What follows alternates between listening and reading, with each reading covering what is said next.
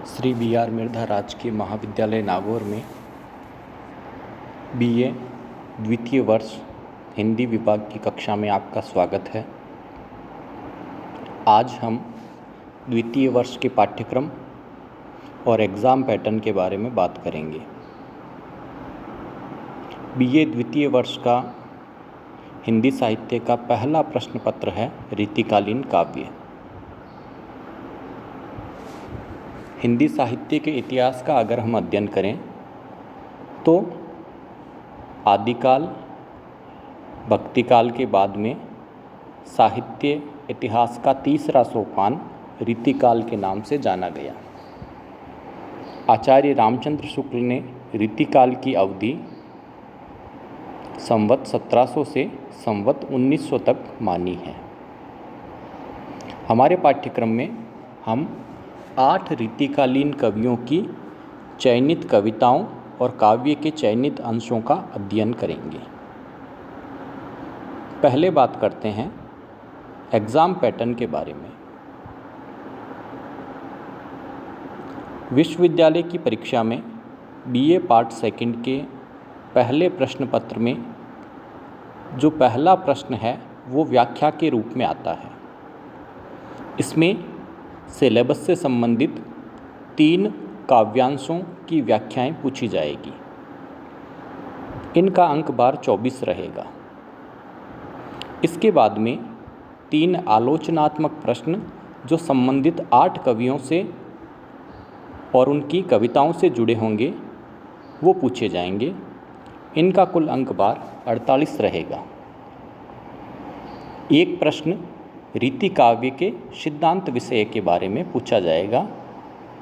ये प्रश्न रीति के अर्थ और परिभाषा, नायक नायिका भेद, रीति के अलग अलग प्रकार जैसे रीतिबद्ध, रीति सिद्ध और रीतिमुक्त काव्य की प्रवृत्तियाँ, इनके प्रमुख रचनाकार, रीति काल में काव्य शास्त्रीय संप्रदाय जैसे रस, अलंकार, रीति की परंपरा, रीति कवियों के अलग अलग भेद, इन सब से संबंधित होगा। इस प्रश्न का अंक बार 16 रहेगा। एक प्रश्न आएगा रीतिकालीन काव्य के इतिहास के विषय में कि रीतिकाल की शुरुआत कब से मानी जाए, रीतिकाल के प्रथम कवि कौन से हैं, रीतिकाल के प्रसिद्ध आचार्य कवि कौन से हैं और रीतिकाल का विकास किन किन रूपों में हुआ, रीतिकाल के अवसान के क्या कारण रहे। इन सब विषयों पर आधारित एक प्रश्न पूछा जाएगा जिसका अंक भार कुल 12 होगा। हमारे पाठ्यक्रम में कुल 8 कवियों की रचनाएं संकलित की गई हैं। पहले कवि हैं केशवदास। इन्हें रीतिकाल का प्रवर्तक कवि भी कहा जाता है। सामान्य रूप से यही माना जाता है कि केशव के बाद ही रीतिकाल की अखंड परंपरा शुरू हुई। केशव से पहले कुछ कवि थे जिन्होंने फुटकल साहित्य लिखा, लेकिन अगर हम एक काव्य शास्त्रीय परंपरा के रूप में रीति निरूपण की बात करें तो इसका प्रतिष्ठित रूप हमें केशव की रचनाओं में ही प्राप्त होता है। केशव ने रीतिकाल का सर्वश्रेष्ठ महाकाव्य लिखा जिसका नाम है रामचंद्रिका।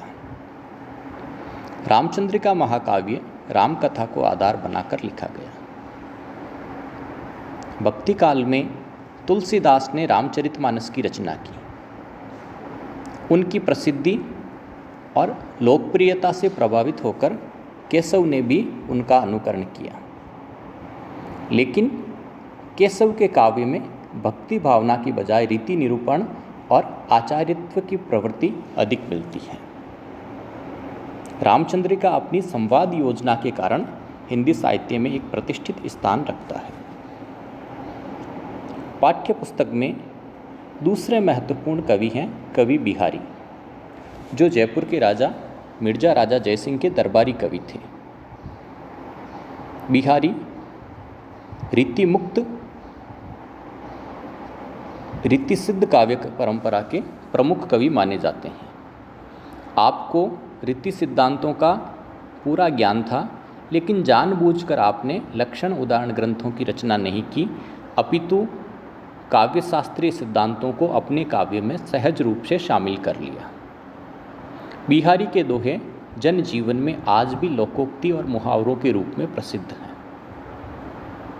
बिहारी के बारे में कहा जाता है कि इन्होंने एक ही रचना से पाठकों को इतना अभिभूत कर दिया जितना अन्य रीतिकालीन कवि कई कई ग्रंथ लिखने के बाद भी नहीं कर पाए।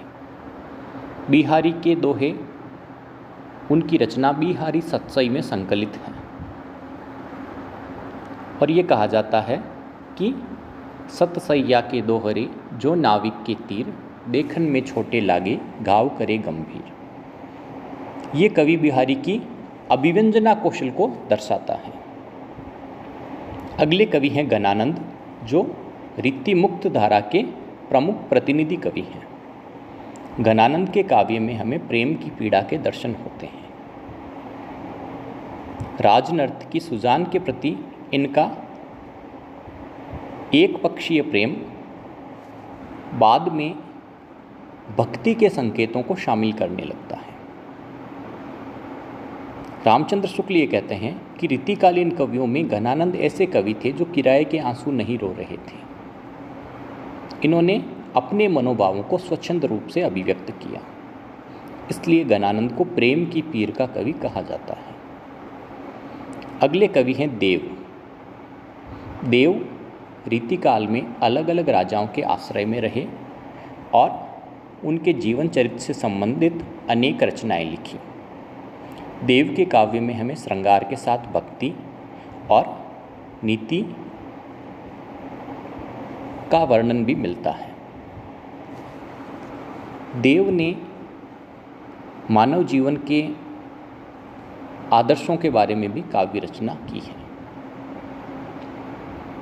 अगले कवि सेनापति, जिनका प्रकृति वर्णन अतीव प्रसिद्ध है। सेनापति की प्रसिद्ध रचना है कवित्त रत्नाकर। रीतिकाल में अधिकतर कवियों ने श्रृंगार को अपना आधार बनाया, लेकिन कुछ कवि ऐसे हुए जिन्होंने वीर रसात्मक काव्य की रचना में प्रसिद्धि प्राप्त की। इन कवियों में सर्वोपरि नाम आता है कवि भूषण का। भूषण ने श्रृंगार को छोड़कर सिर्फ वीर रस में ही काव्य रचना की। आपकी 3 रचनाएं अति प्रसिद्ध हुई, छत्रसाल दशक, शिवा बावनी और शिवराज भूषण।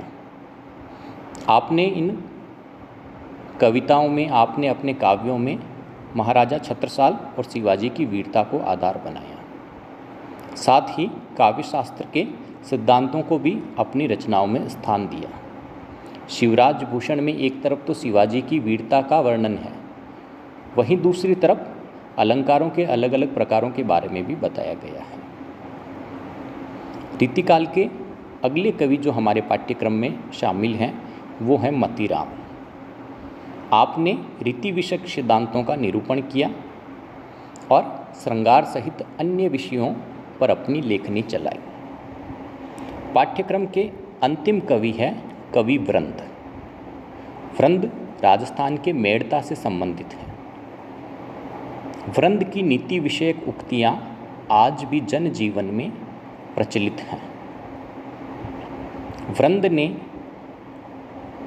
समय के परिवर्तन को, मानव जीवन के परिवर्तनशील व्यवहार को और अन्य व्यावहारिक बातों को आधार बनाकर छंदों की रचना की। आपकी यमक सतसई अतीव प्रसिद्ध रही। छंद की वृंद के कई दोहे, कई छंद ऐसे हैं जिन्हें आज हम लोकोक्ति के रूप में गुनगुनाते हैं, जैसे सुरसती के भंडार की बड़ी अपूरब बात, ज्यों खर्चे त्यों त्यों बढ़े, बिन खर्चे घट जात। तो इस तरह की अनेक बातें हैं जो हमें लोक जीवन में सुनने को मिलती है। इनका आधार वृंद की सतसई रही। द्वितीय वर्ष के पाठ्यक्रम में इन 8 कवियों के साथ हम रीति काव्य के इतिहास और रीति से संबंधित अलग अलग तत्वों का अध्ययन करेंगे। इनका विस्तार से वर्णन आगे की कक्षाओं में किया जाएगा।